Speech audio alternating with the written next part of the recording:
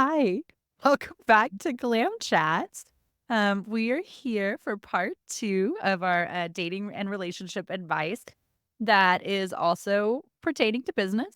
We have Dr. Denise Simpson back with us. We had an amazing chat last week about all things relationship, whether it be dating relationship, which is why the information really exists, but how it converts to business as well. We also have my operations manager at bex+co, Mick, here with us.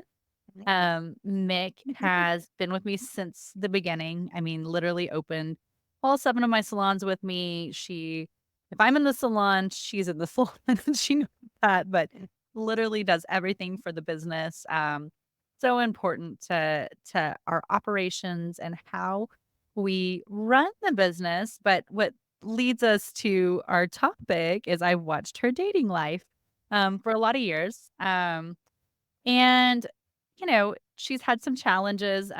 She's a single mom and has 2 teenagers. And, you know, along with the dating pool, I think I said in this economy, this world right now, in this time, in this age, she has to also be protective of her children, who they meet, who wants to meet them, which, is wild that anybody wouldn't want to meet them. They're amazing, but people are weird. So I really wanted to talk about Mick, some of her past relationships. But first, let's get to know Mick personally. Mick, just kind of give us a little bit about yourself so we can get to know you. Well, hi. Like Beck said, I'm a single mom of 2 teenagers. I have a 16 and almost 14-year-old. I've been single for about 4 years. I was married. I am originally from California, Southern California, but I lived in Austin for about 20 years now, so this is pretty much my home. I got married when I was 21, had my first baby at 22, so I started doing the married life, mom life pretty early. Um, my ex-husband was in the army for about 6 years, so we did that Mm. whole military life, and during that time, I pretty much was just a stay-at-home mom taking care of babies. Um, we lived in El Paso for about 3 years, and during that time, I got my cosmetology license. I went to school out there, got Mhm. my license, and then, we moved back to Austin in 2014, got divorced, and I was working at Milk and Honey, which is where I met Bex, and, just as I was about to start my apprenticeship under her, she announced that she was leaving and opening her own salon, and I was freaking out because there was nobody else that I wanted to apprentice under. She was, like, their top stylist, she made the most money, and I was like, "I wanna do that." So, I had a conversation with her and was like, "What can I do to follow you?" And she said, "Well, this is what I can offer you, and, I promise as we grow, you'll grow too," and she's always kept to that. So, here we are, what, almost Is it 9 9 years? here, Right. 7 Yeah. locations, and, um, it's been pretty awesome to be a part of that and watch it just flourish. And I have a lot of pride being a part of that. Mm. Um, but yeah, I got divorced in 2014.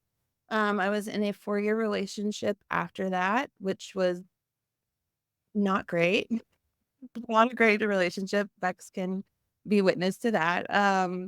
And yeah, that ended in 2019. I've been single ever since and in and out of dating. I go back and forth. Sometimes I date and sometimes I go periods not dating. So, yeah, that's pretty much it about me.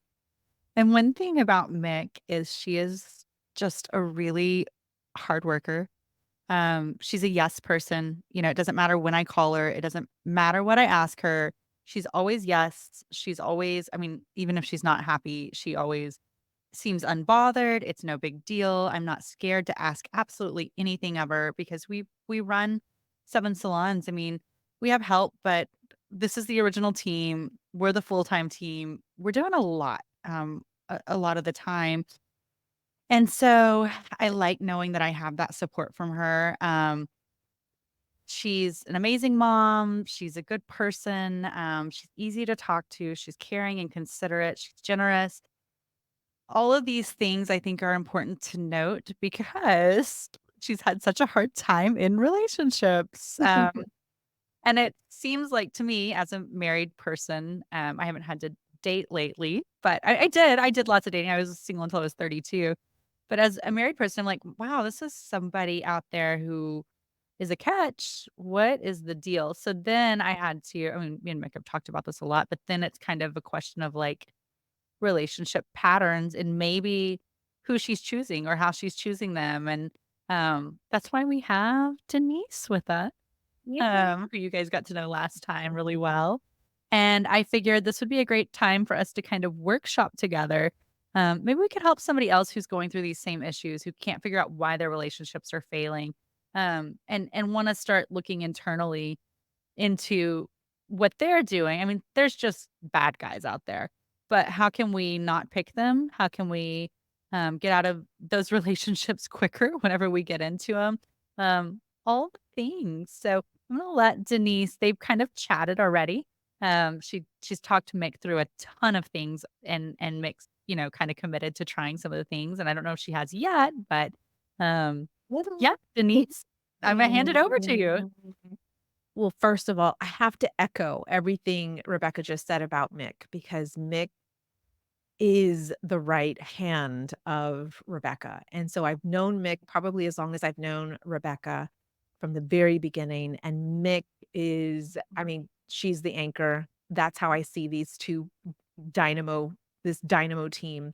So every time I sit in Rebecca's chair, Mick is there providing just as much quality and service and value. And so Mick and I have had some really interesting conversations like we had last time, Nick, Mhm. which led us to this great live stream that we're doing, right, Rebecca? Because we were just entrenched in this conversation about dating and pattern and awareness. And really, the undercurrent of it all is empowering ourselves as we're navigating these uncharted, really interesting economic dating times that Rebecca mentioned. Like, we're so weird. A weird time. And like Rebecca, I too didn't get married until like I was 33. And so I've been married a while. So it's been a while since I've been on the streets, right, Mick? Yeah. It's been a Well, it's been a here. while. But They're on listen, the streets. yo, I was on the streets. I know I knew what I wanted and I went and got it. Mm. So in talking to Mick about, these interesting times that she's navigating through, I couldn't help but think, this is the core of our relationships, right, Rebecca? We talked about that in our last live Yep. stream was, the relationships with ourselves first and Right. foremost. What does that look like? Right? Do we have awareness around those patterns? And Mick clearly does because Mick and I had that was the first thing that came out of her mouth was, I know who I am and I know these patterns and here's where I'm at. And so we talked about that, and we also talked about the relationship that we have with our clients and our customers and our lovers and our children. And, every relationship that we have in our relationship starts with us. Mhm. Starts with us, the core. We're the nucleus. And so everything else revolves around that nucleus. And so how you do one thing is probably how you're doing other things. And Right. so, yeah, so when Mick and I had that conversation, I don't know, maybe 5 weeks ago now, Mick, I'm not sure. Mhm. Yeah, it's been a while. Um, yeah. Yeah, and I'll start with the awareness part because that was the first thing you told me, Mick, was I know my patterns. Mhm. And I think I may have even asked you, "Well, tell me the results you've created with Mhm. these patterns," because I Mhm. tell my clients this all the time, "Show me the result, and I will directly correlate it back to the quality of your beliefs." Mhm. And so if you have all these areas of your life, right? You've got your intimacy, you've got your finances, you have your career, you have your business, whatever. So you're looking at all these areas of your life and you're looking at the results you've created in each of those areas. And some areas are lukewarm. Other Mhm. areas are cold, like you need to work on that. Mhm. Other areas, it's hot. You are hot, you're passionate, it's exciting. And so that area that's hot, and you're passionate and excited about, I just go back to your beliefs about that one area. And if you unearth, and that just mean finding awareness around those beliefs, and you'll notice the quality of those beliefs you have. They're positive, they're inspiring, they're empowering. But then the other areas, let's say in dating, where it's, cold maybe, right? We want it to be passionate, we want it to be hot. You wanna be hot and bothered, but right now we're cold and clammy. Okay. So let's then look at those beliefs in that area so that we can find awareness around, well, how do we create these results? Mhm. Right? I mean, if I was intentional, would I have created this result? Well, no. So Right. then what happened? And so, yeah, Mick, you tell us a little bit about, if you want, right? Because this Yeah. is a safe space among us incredible, powerful women business owners. And so whatever you want to share, it's up to you. Okay. Yeah, yeah, because you opened with the awareness part. What about your awareness has gotten your attention now in regards to relationshiping? Well, I mean, honestly, my awareness about, my patterns and like the way that I show up for not only just myself, but anybody in my life really kind of resulted from my divorce, really. It kind of, um, that was a point where I was like, this is just not working for me anymore. I'm not happy anymore. I tried everything that I could under the sun, to like make things better. But I learned through that in relationships, it's a two-way street. And for most of my life, and even now to this day, I, um, I always just want to make sure that everybody's okay first before myself. And so going through that divorce really kind of made me sit with myself and be like, okay, how do I put myself first? What do I need to do differently? What patterns do I need to change to have better relationships from here on out? Not just in romantic relationships, but in any relationship, really, in general, friendships, like my relationships with my kids, my family members. So that's pretty much where my awareness started about how to change those patterns. Now, when it comes to, you know, um, actually making actions to change those patterns, that's something that's progressive for me. That's something that I've had to like self teach myself on how to break those patterns and how to do things differently. Um, Communication was always a very, very hard thing for me to do. It was very hard for me to communicate my feelings.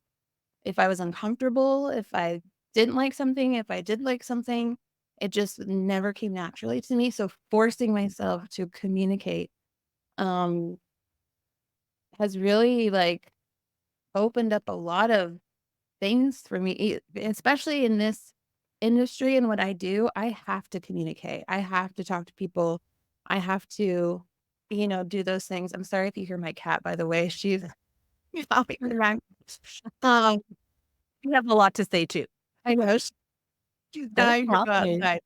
Um, but anyways, yeah. So just putting actions into change of patterns that just are not working for you anymore. It is very hard. It is something that I have to work at and acknowledge like daily Yeah. so I would that I say she's so much better at it too than I mean, Mhm. not that she was ever bad, but just like from the perspective of watching like her first boyfriend out of her marriage.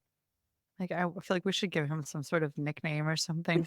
Let's name it. Let's name it. Let's have it. No, I don't say his name. That's my name. Um, he like I mean, he was a nice enough guy. He was quiet, seemed normal, but like she'd come to work like really upset. Like we'd be like, Mick, what's wrong? She'd be like, nothing, nothing. I'm fine. I'm fine. Everything's fine. Everything's Mm. great. And then like later on in the week, we'd find out like, well, he ghosted me for like 8 days, and we're like, what? This is your boyfriend. What do you mean like he's not responding to texts or calls? And then like a week later, he just call and be like, hey, what's up? Want to come over? It's like, wait, what? But what was wild is this is in the very beginning when Mick was working through a lot. I mean, she was working through a lot of things. Mhm. And she'd be like, okay, this Like, no, like, "Hey, wait a second. Hold on. Where have you been?" And it was always, hard for me to watch because I was like, "Man, advocate for yourself. Like, get mad at him." And she would be mad, but she'd also, she's like, "Oh, well, not serious or it's not that important or whatever." But then 4 years later, we're like, "It's kinda serious." Like, we're 4 years in. So, just to give insight on that, I hope that's okay that I brought that up. Yeah, no, not at all, But and just that's to something. show, those patterns, like, and she would do so much for him, gifts and thoughtfulness and birthday stuff and just check in and kind of hope for the same in return, and she'd get next to nothing, but it was almost, like, worse because it would either be nothing at all or all of a sudden he'd be, like, over the top nice, and it didn't make any sense. Yeah, yeah. So, Yeah, yeah. that was a, again, that was during my awareness time of being like, "Okay, these patterns aren't working for me." Um, This was a yeah, long time ago. This was, like, 10 years ago, what? right? Wasn't this, like, 10 or 10 years ago? Like, We started dating into like, shortly after my divorce, so 2014 or 15, yeah. 2014, Mhm. 2015, and it Yeah. was very, And she's different now, but yeah, yeah. I was different now, but I was also, again, I was not healed from my previous Mhm. relationship, so that just rolled over into this relationship, and I, projected a lot of my insecurities onto that. Um, and so, yeah, I allowed him to kinda come in and out of my life as he pleased without so much as saying like, "Hey, you know what? That kind of upset me that you didn't talk to me Mhm. for 4 days." I would just let it go because I didn't know how to communicate those Sure. things. I had a huge fear of communicating those kind of feelings, for fear of rejection, really, and abandonment. I did not want somebody to leave me if I Mhm. expressed how I was feeling. Mhm. Um, and so it was just better for me to say, "That's okay. Let's move Mhm. on," and just think that it'll get better. Mhm. Again, that's one of those things where 4 years later, I had the realization that this wasn't getting better. Um, I, I was not well mentally, like, and that rolls over into my life as a parent. Not that I was neglectful or anything towards my kids, but, just not putting yourself first and your what is good for you. Uh, Mhm. really, it just you're not doing anything good for yourself by doing that. And so, yeah, that relationship was very toxic, and I finally got out of it. Mhm. Um, and I'm better for it because of Mhm. that.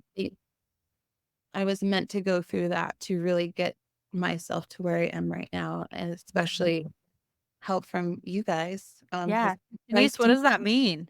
a lot of, Oh, She's like, "Oh my gosh, there's a lot to unpack." no, I mean, first of all, Yeah. the awareness. Mhm. And you said I was supposed to have gone through that.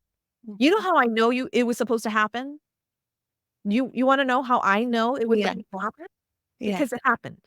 yeah. Because it happened. Mhm, But, the reframe that you have is, I was supposed to have gone through that so that I know the contrast. I mm, know what I do want, I know what I don't want, I know what's painful, I know what isn't, I know what wound I have opened, I know what's been scarred and shut and closed. These are the experiences that we cannot discount. A mm, lot of us are ashamed of our past, ashamed of the trauma, ashamed of these experiences.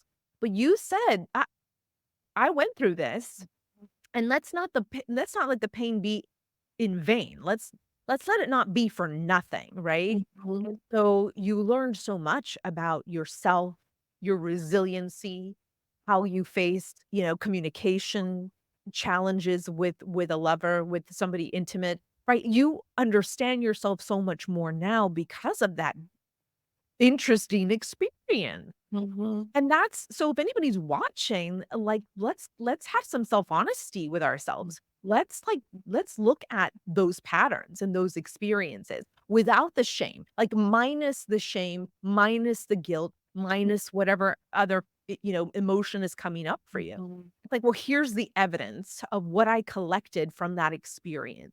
And it's almost taking like an impartial spectator approach on your life so that you can eliminate the judgment that you have for yourself or judgment that you have for that person that wronged you or that hurt you. And so this is the moment. Like this is where you find the gold in them hills, right? This is where you get to say, okay, I did some really interesting things in that relationship. And I uncovered some really interesting patterns. And Mhm. these patterns have created some interesting results in my life.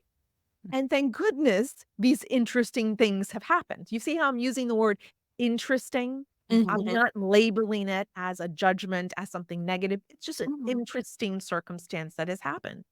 And Mhm. so when you and I had that conversation, it was so interesting to me to see someone so incredible. And you know how Rebecca described you as being so incredible, an incredible mom, an incredible, anchor to her business. Like you are, you deserve the best and you deserve whatever your heart desires. And to see that and to see a woman who is working on herself, like that is inspiring to me because we're constantly evolving. I mean, I'm still evolving after being in this relationship for almost 14 years. I'm Mhm. constantly evolving, and I'm sure Rebecca can say the same in her Yep. relationship, yeah? And so we're always uncovering things, and sometimes there'll be times, Mick, when you'll say, "Oh, I thought I worked on that." Okay, it's coming up again 5 years later. Mhm. Well, why is that coming up now? And so Yeah. just know that whatever those circumstances or the behaviors of others that are activating something in your neurology, all it means is that you're now stretching the boundaries of your nervous system. And so Mhm. your things are coming back up to the surface because there will always be something to investigate. And that is so normal. So whoever is watching this and who's in this circumstance, know that awareness is the beginning of this journey. And Mhm. so the journey of transformation, right? Mhm. Because For then you and sure. I, For yeah, sure. you and I then had that conversation about wounds, Mhm. the wounds that we have in our programming, in our conditioning, in our nervous system.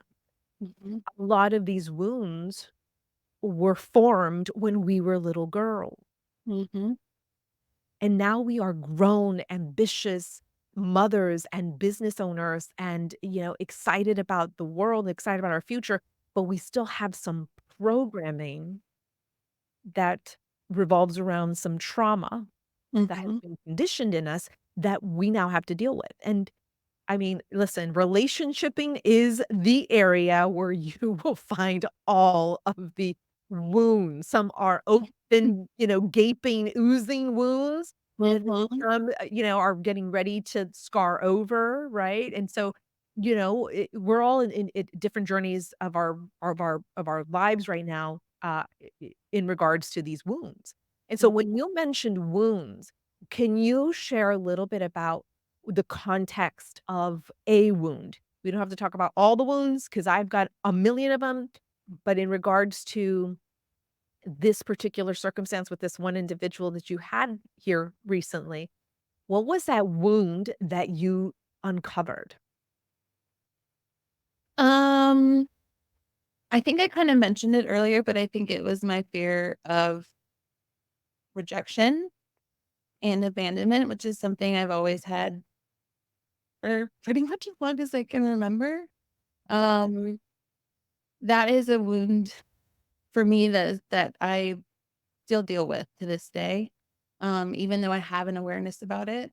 And it's something that I'm very proactive about recognizing and um I'm one of those people that is an overthinker. I get in my head a lot about things and I am one of those people that starts to make up stories about um things. Like if I don't hear from a guy that I've been dating for a day, I think that he's, off talking to other people or he just wants nothing to do with me anymore. When that probably isn't really true. The fear of being rejected has kept me. and not even just rejection, but fear in general of anything has just always kind of kept me from pushing myself to do things. And so um, I think that's probably the main wound and the one that you and I talked about, and something that you mentioned that day that has always kind of stuck with me since then is like, if you didn't have this wound, like, Mm. how would you show up? And I like that just clicked in my head because for me, that's like, huh, I never really thought about that before. I just kind of always thought, well, this is a wound that I have, but I never thought like, well, if I didn't have this wound, how would I be in this type of situation? It's never happened to me. How would I handle this? And so having you said that, it's kind of always just stuck in my brain. And so now I'm always just thinking that, and reminding myself that, um, yeah, like I don't know where I was going with that. I'm sorry, I lost train of thought, No, but good. that really stuck with me what you said. Like, Mhm. if you didn't have this, then how do you show up? And it's not even just for the people in my life or in any area, it's for myself too. Mhm. How do I show up for myself? Which is Mhm. something I never really thought about before. So thank you for Yeah. that. Oh, man. You know, well, first of all, that was, I mean, listen, I don't mean to get sappy here, but that's brave because we all have wounds. That's the Mhm, thing. I will have wounds from my childhood, from abuse and other atrocities that a little girl should not have experienced. I have wounds and I still go to therapy and I still have coaches and I'm still always working on myself. mhm, So the wound's there. Will it ever close? Who the hell knows?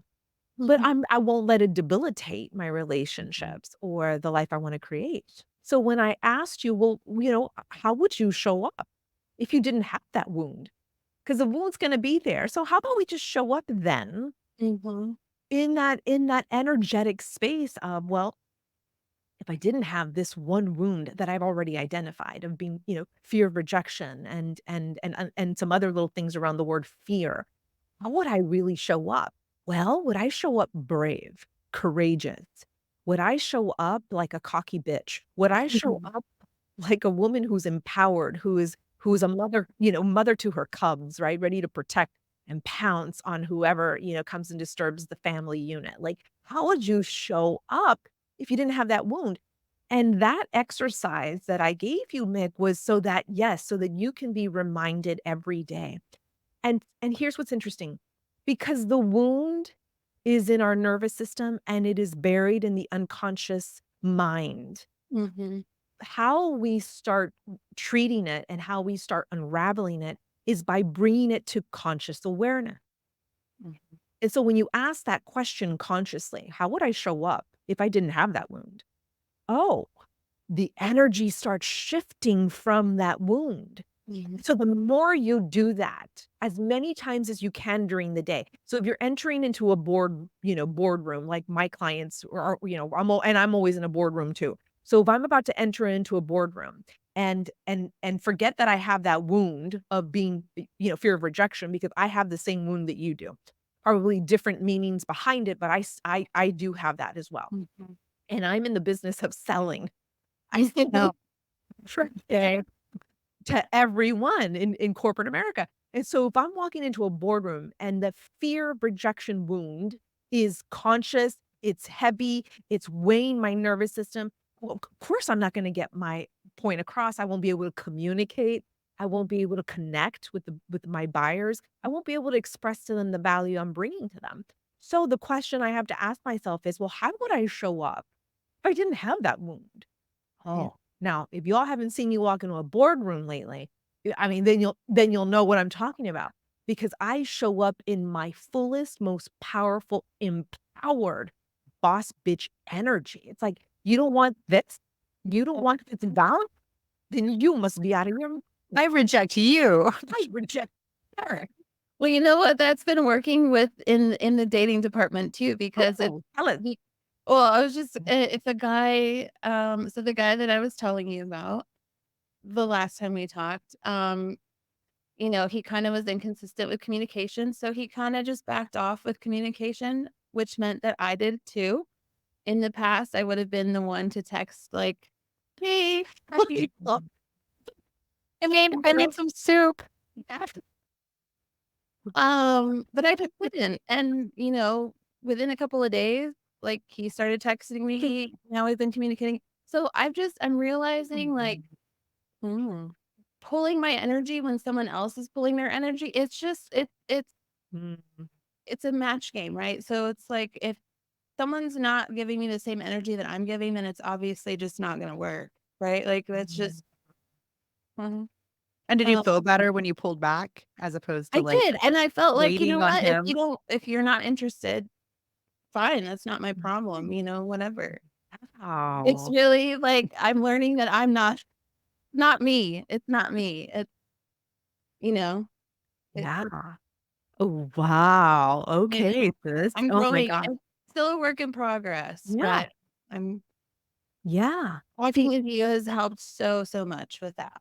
Like gaining my confidence and just not caring about oh, people like me or not, or if they want to spend time with me, or if they want, you know what I mean? Like I'm not yeah. hung up on that anymore. That's a Mm. waste of my energy. This freedom, doesn't that Mhm. It just does. It is I very much feel like that for you. I feel that. Yeah. yeah, Yeah, it does that's feel it. really good to just not care. Yeah. And you even said it's like this dance. It's Uh-huh. like the push and the pull.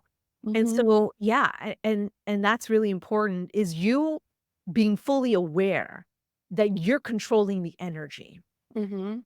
and you're not at his whim or at the whim of his behaviors and Right. actions, where you go into dating intentionally controlling the narrative, Mhm. AKA the energy, because we can't control his.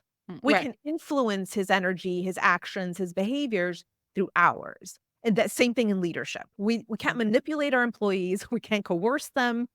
We can influence through our words and the energy that our words carry, through how we carry our body into a room, into a meeting space, right? We have that energetic body that tells them without even you having to speak or say a word, they will know. Oh, Mhm. Nick is controlling the space. And this is what I learned, and I always bring this book up when it comes to dating, The Art of Seduction Mm. by Robert Greene.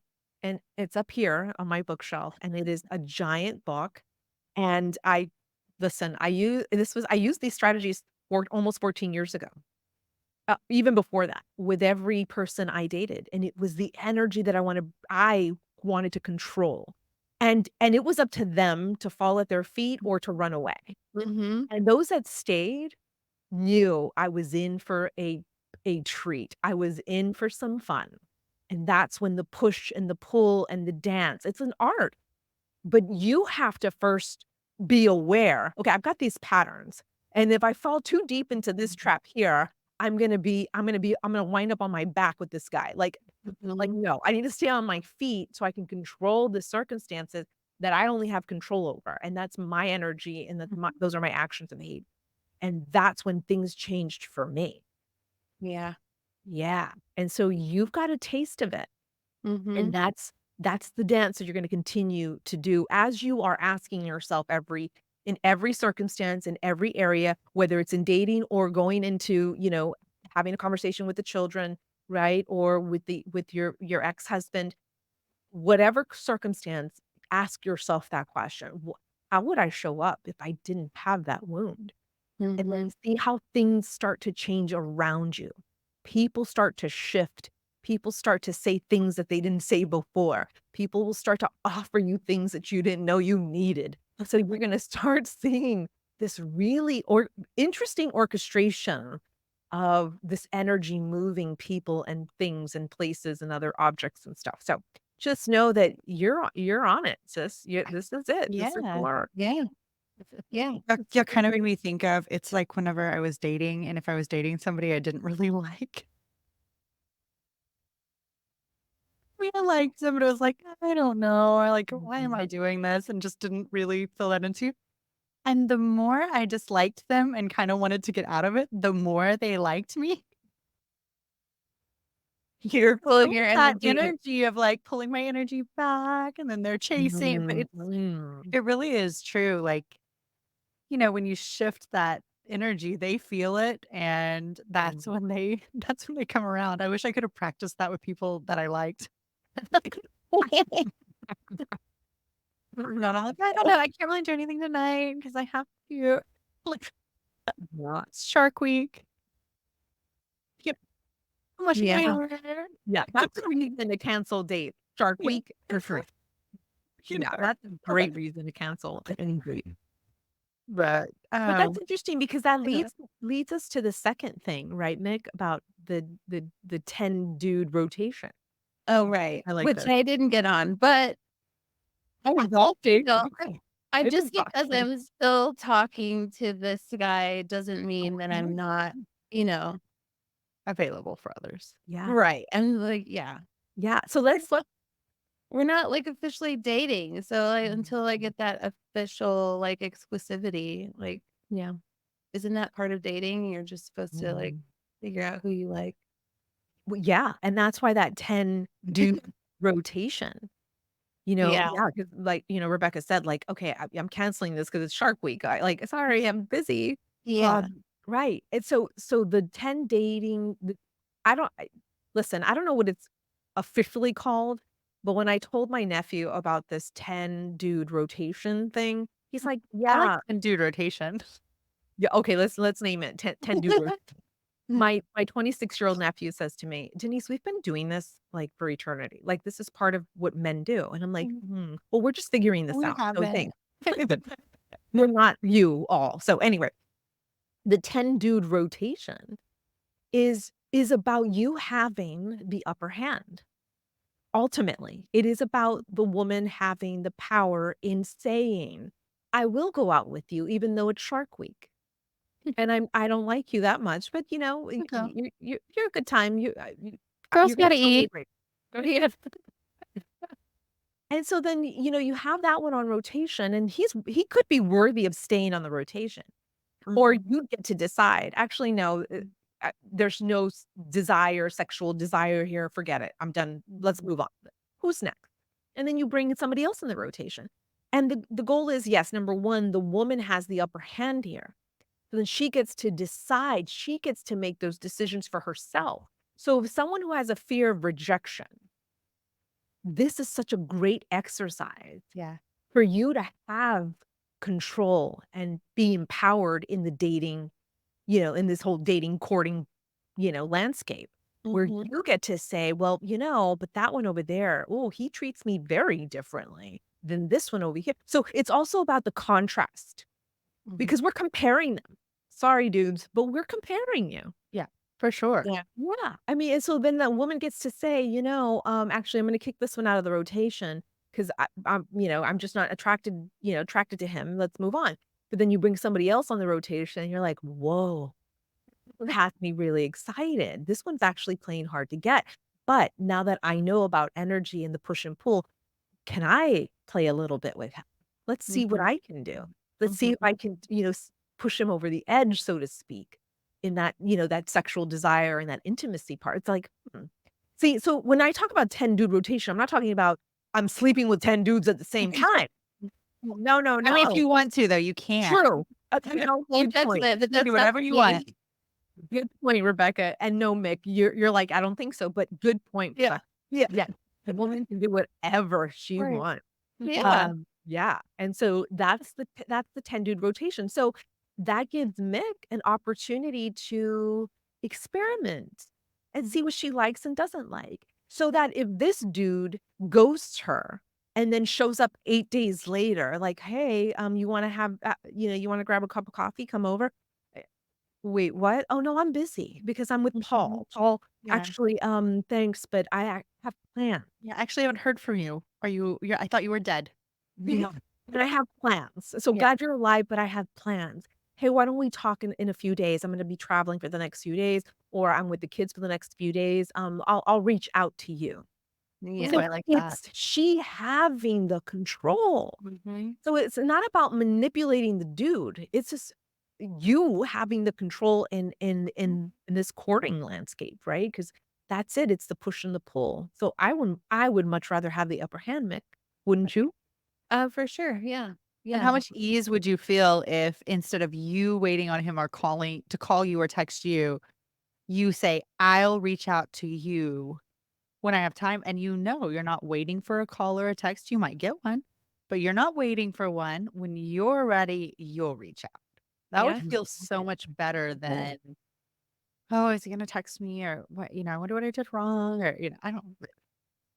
Yeah. It feels better to not live in that and to just be like, cool. And if I don't hear from you, whatever. If I Yeah. do, cool. Yeah. Yeah, so those were the 2 techniques I shared with Mick, and I Yeah. was with my little thumbs going crazy I love writing them it. out I the love it. technique. It was great. I love it. Yes. So we are going to encourage anybody listening kind of to go through some of the steps that Denise has given Mick. One that stands out is, what would you do? Identifying, becoming self-aware of patterns and wounds, whatever you want to call that. But whatever it is that you see over and over again, you think this is something I want to change. If you didn't have those wounds, how would you show up? So maybe encourage everybody to kind of think on that. And if they're feeling really brave, to show up in that way in certain instances where they feel safe to do that, right? And then the next thing is the 10 dude rotation. Basically means you've always got someone, on the wait list. Mhm. Like if someone Okay. is not treating you the way that they should, or when you don't have a commitment to them, when you haven't, um, I've been like in business too long. I'm like, when you don't have an LOI, you don't Contract have time. an NDA, you can really just see anybody. Oh my gosh. When you're not exclusive. So you can kind of always have, if this person really isn't what you're looking for, you can always have that other person, and you're not doing anything wrong because you don't have an agreement with this person yet. I mean, there's no agreement in place. I nailed it. Got it. Got it right. Yes. Oh, that is so fun. I love Yeah. it. I love it. Well, this was really fun, guys. I know that we could just talk for a really long time. Um, but we have been talking for a really long time. We haven't planned any part 3, but you guys let us know if anybody wants to hop on here and do some Q&A. It requires that you be very vulnerable and very honest with yourself and others listening, which maybe that's how you practice showing up, for yourself and showing up if your wounds didn't exist. But, we're happy to talk through some of this. We can always plan a part 3 in the future. So please reach out. And again, I want to thank Mick for coming on and being honest and vulnerable. For those of you who knows Mick, 10 years ago, she wouldn't have been able to say these things out loud or even think about saying them out loud, even to like a really close friend. No. So this is really huge just in how she's evolved over the years. So we're really proud of her for sharing. If you know anybody she should date, like a brother, uncle, I don't know. The girls we work with are young. An ex-husband that's like better now. Like But wait, your Rebecca, grandpa, he your has to be a dad. millionaire. Yeah. But Yeah, no I one's not rich. Like, sorry. But like I Rebecca want her to said feel supported, but like she still needs to work, kind of, you know? Something you could along put those her on lines. the yacht, but she has to report to work. She's gotta I still have to work. So work. no millionaires, no one who's like, "Quit your job, I'm gonna keep there." We're not doing that. I'm just kidding. You guys don't reach out to Mick with your dad's number. Please don't. Or I mean, I don't know, maybe do. I don't know. And also big thank you to Dr. Denise Simpson. Again, I stress that this information is very valuable. She coaches really, really high power people. She helps people run giant corporations. She's been in school and studied for most of her life. So this is just really a treat to get to have somebody with her experience get on here and just give away this information. So I hope that you guys can really see the value in what she's offering to us. So yeah, so happy to have you guys on again. You guys reach Thank out if you want to you. ask the doctor some questions. Right. Thanks for joining in for Glam Chats, and we will see you next week.